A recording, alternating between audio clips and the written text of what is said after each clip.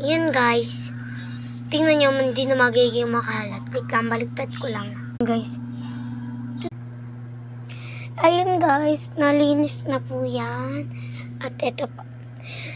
Ito po, yung mga laman nito, nilagay ko dito. Ito guys, oh. Yan guys, malinis na siya.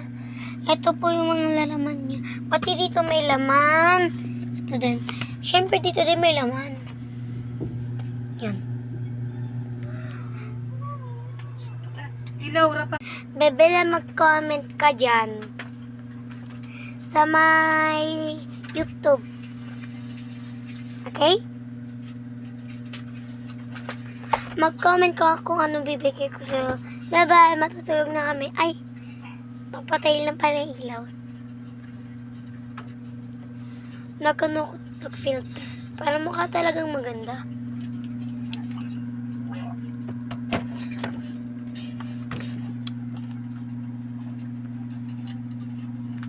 Ang dilim! Bakit? Doon sa may bitana eh. Yan guys, ang dilulo. Naglagay ako ng flashlight pero nakatalikod lang. Kasi guys, mama ko tulog na kasi siya. Nakapatay lang. Kasi magbibigay ko kasi kay Bebe ng broccoli. Bebe, napapakita ko sa'yo. Okay, ito na yung broccoli mo.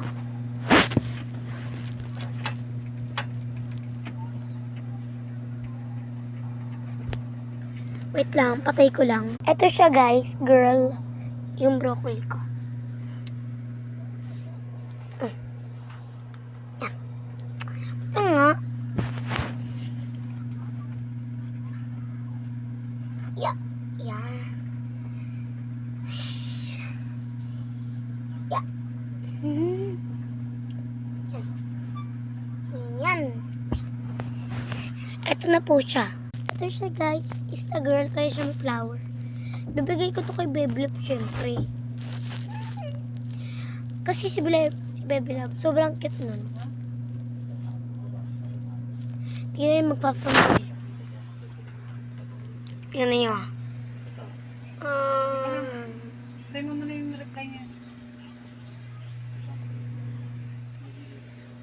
Diba? Ang saya. Papamili. Tama, papamigay ko na to.